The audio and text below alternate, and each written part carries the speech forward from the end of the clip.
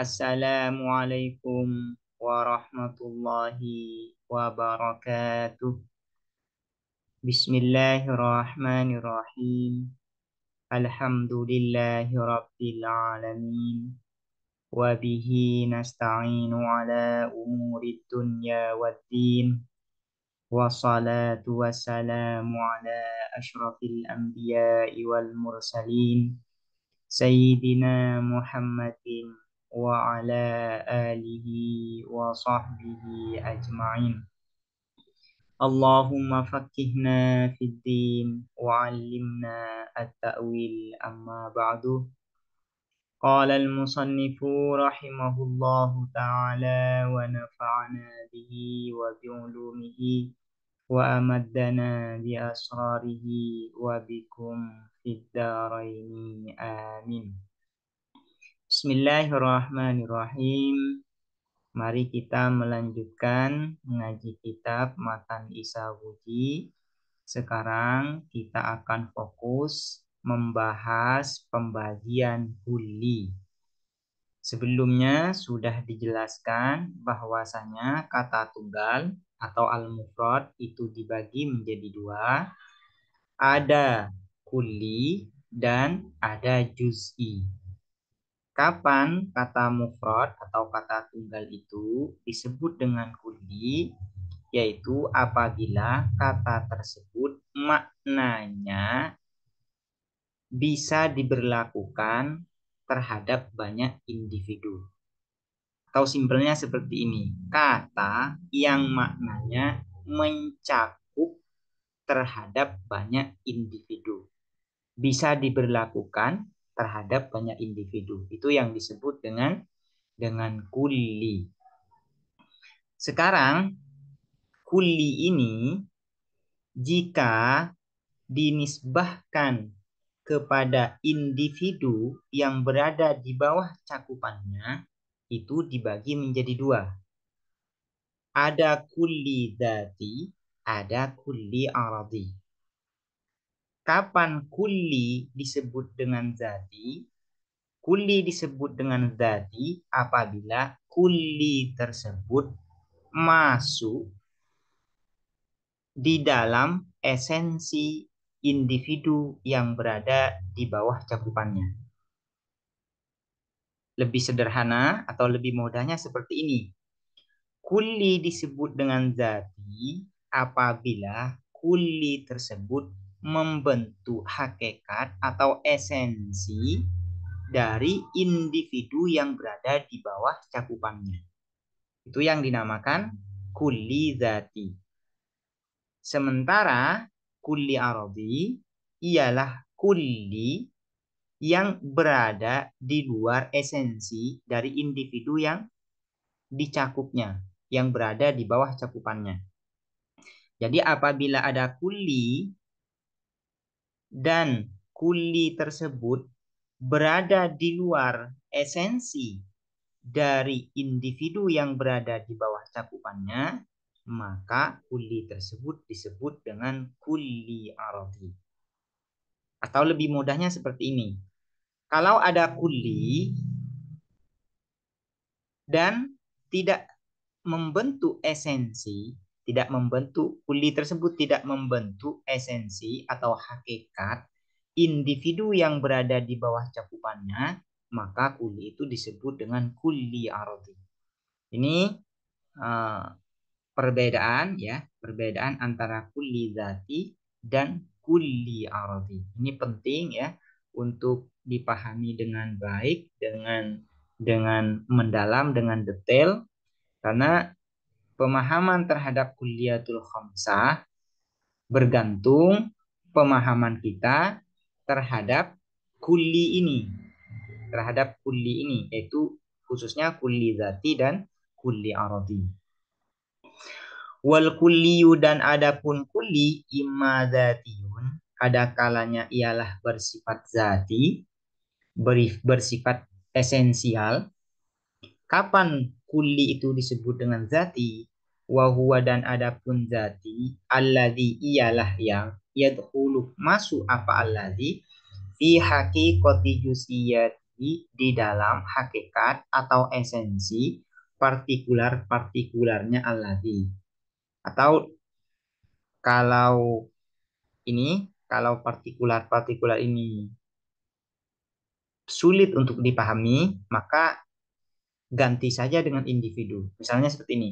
Fi haqiqati juz'iyatihi, di dalam hakikat atau esensi individu-individunya alladhi. Kal hayawani, seperti al hayawan.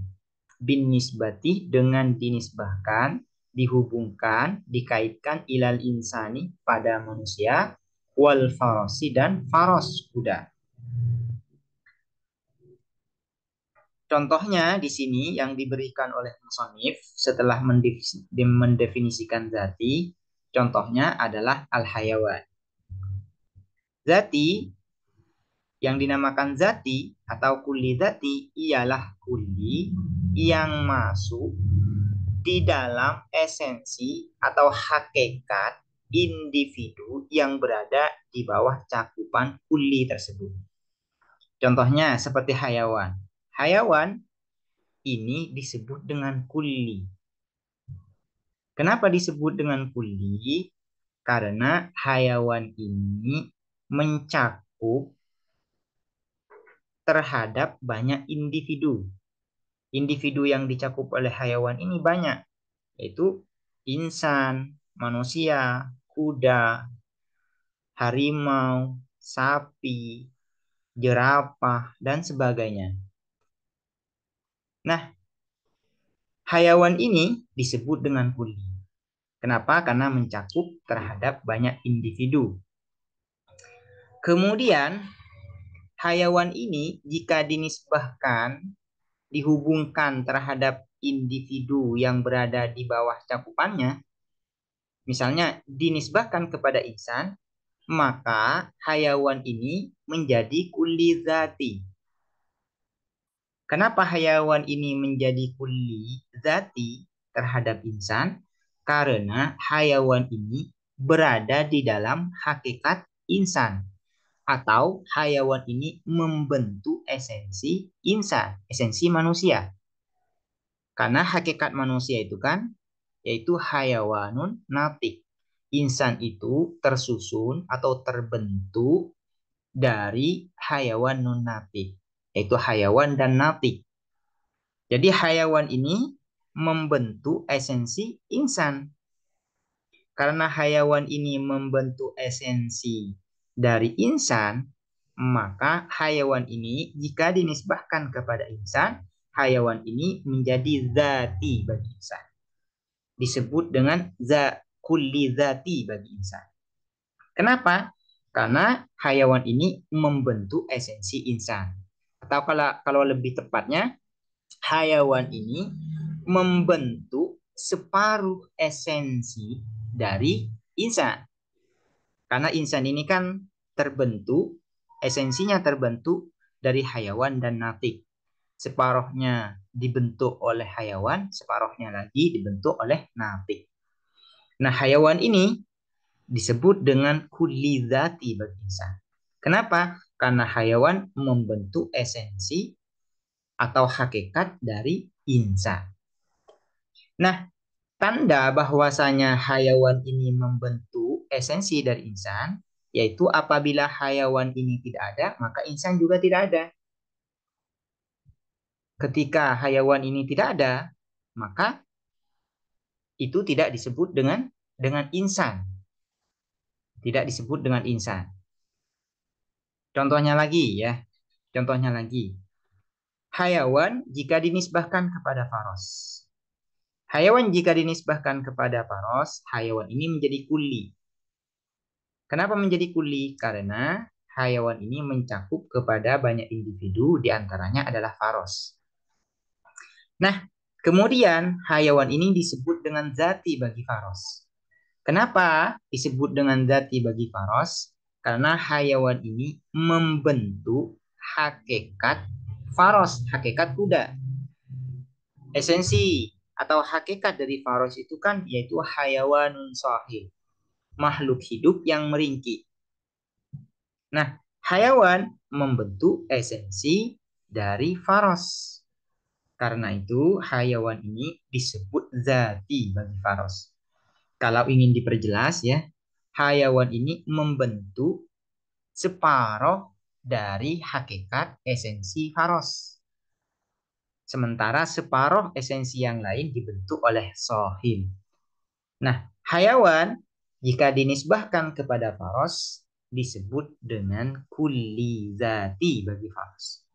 Karena hayawan membentuk ya, membentuk sebagian esensi hakikat dari faros. Itu yang disebut dengan kulli zati. Wa imma aradi, dan ada kalanya ialah aradi. Nah, kata-kata aradi ini perlu diperhatikan. Ada perbedaan antara aradi di dalam bab kulliyatul khamsah dengan aradi yang ada di dalam makulat. Aradi di dalam kulliyatul khamsah lawannya adalah zati. Jadi lawan aradi ini adalah zati di dalam kulliyatul khamsah. Sementara lawan dari arad di dalam makulat ialah jauhar. Itu yang pertama. Yang kedua, aradi di dalam bab kulliyatul khamsah dijamak menjadi aradiyat. Jadi jamak aradi ini di dalam kulliyatul khamsah jamaknya adalah aradiyat. Sementara arad di dalam makulat dijamak menjadi al-a'rad. Aradun, a'radun. Sementara di dalam kulliyatul khamsah aradi jamaknya adalah aradiyat. Nah, dari segi definisi juga berbeda antara arad di dalam makulat dan arad di dalam kulliyatul khamsah. Apa yang dimaksud dengan aradi di sini atau lebih lengkapnya apa yang disebut dengan kulli aradi? Wa huwa, dan adapun aradi alladzi ialah yang bikhilafihi dengan menyalahi zati. Bikhilafihi dengan menyalahi zati. Jadi yang dinamakan kulli aradi itu adalah lawan dari kulli zati. Kalau kulli zati itu kan alladzi yadkhulu fi haqiqati juz'iyatihi. Maka aradi huwallazi la yadkhulu fi haqiqati juz'iyatihi. Kulli yang tidak masuk di dalam hakikat atau esensi individu yang berada di bawah cakupannya. Artinya kulli ini berada di luar makna dari hakikat individu, dari esensi individu yang berada di bawah cakupannya. Itu disebut dengan kulli aradi. Contohnya kadhahiki, seperti dhahik yang tertawa, bin nisbatih dengan dinisbahkan ilal insani pada manusia. Ad-dhahik ini disebut dengan kulli. Kenapa disebut dengan kulli? Karena ad-dhahik ini maknanya mencakup pada banyak individu, atau makna dari ad-dhahik ini bisa diberlakukan kepada banyak individu, mencakup kepada banyak individu. Nah, cuman karena aradi ad-dhahik ini termasuk aradun khos, individu yang dicakup secara al-kharij, fil kharij, di dalam kenyataan, yaitu hanya insan. Karena dhahik ini aradun khos bagi insan, yaitu sifat khusus terhadap manusia, hanya berlaku kepada manusia di alam nyata, fil kharij. Namun kalau melihat maknanya saja, ad-dhahik ini kalau hanya memperhatikan maknanya, maka ad-dhahik ini bisa diberlakukan kepada banyak individu. Karena itu ad-dhahik ini meskipun di alam nyata secara kenyataan hanya berlaku kepada insan, namun kalau melihat dari sisi maknanya, ad-dhahik ini bisa berlaku kepada banyak individu. Karena itu ad-dhahik disebut dengan kulli. Kemudian ad-dhahik ini jika dinisbahkan kepada insan disebut aradhi. Kenapa disebut dengan aradhi? Karena ad-dhahik ini berada di luar esensi atau hakikat insan. Hakikat insan itu kan hayawanun natik. Berarti ad-dhahik ini berada di luar dari hakikat insan, yaitu berada di luar hayawanun natik. Artinya gini, ad-dhahik ini ya, ad-dhahik ini tidak membentuk hakikat insan. Karena hakikat insan itu dibentuk dengan hayawanun natik. Berarti ad-dhahik ini jika dinisbahkan kepada insan, maka ad-dhahik ini adalah aradhi lil insan. Aradhi bagi insan. Karena ad-dhahik tidak membentuk hakikat insan. La yadkhul artinya tidak masuk, tidak menjadi bagian dari esensi yang membentuk insan. Karena itu ad-dhahik disebut dengan kulli aradhi. Kalau ingin lebih jelas, saya kasih contoh satu. Misalnya al-mashi. Al-mashi yang berjalan ini disebut dengan kulli. Kenapa disebut dengan kulli? Karena al-mashi ini bisa mencakup kepada banyak individu. Yang berjalan itu diantaranya yang dicakup adalah manusia, kuda, sapi, jerapah, dan sebagainya. Ini disebut al-mashi yang berjalan. Nah, al-mashi ini jika dinisbahkan kepada al-insan yang merupakan individu yang dicakup oleh al-mashi, maka al-mashi ini disebut aradhi bagi insan. Kenapa disebut dengan aradhi bagi insan? Karena al-mashi berada di luar hakikat insan.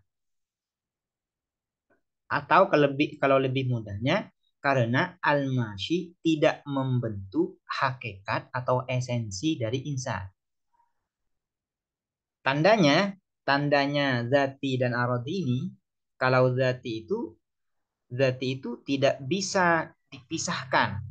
Misalnya, hayawan dan natik tidak bisa hilang ya, tidak bisa hilang dari insan. Kalau hayawan ini hilang, berarti manusia juga hilang.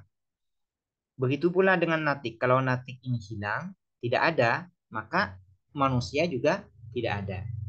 Berbeda dengan aradhi. Kalau aradhi ini kalau tidak ada, maka esensinya tetap ada. Misalnya ad-dhahik yang tertawa. Jika ada seorang manusia yang tidak tertawa, maka dia tetap dikatakan sebagai manusia. Begitu juga dengan al-mashi. Misalnya, ada orang yang tidak bisa berjalan, maka dia tetap dikatakan sebagai manusia. Kenapa tetap dinamakan sebagai manusia? Karena ad-dhahik dan al-mashi ini tidak membentuk hakikat dan esensi dari manusia. Sehingga boleh tidak ada ya, boleh tidak ada. Boleh tidak melekat kepada insan. Manusia tetap dikatakan manusia meskipun tidak tertawa, meskipun tidak berjalan. Nah, ini yang disebut dengan kulli zati dan kulli aradhi. Ini semoga dapat dipahami dengan baik. Yang penting untuk diperhatikan, pembagian kulli pada zati dan aradhi ini berdasarkan atau dilihat dari kulli ini apakah berdasarkan individu yang berada di bawah cakupannya. Apakah menjadi bagian atau tidak. Demikian. Assalamualaikum warahmatullahi wabarakatuh.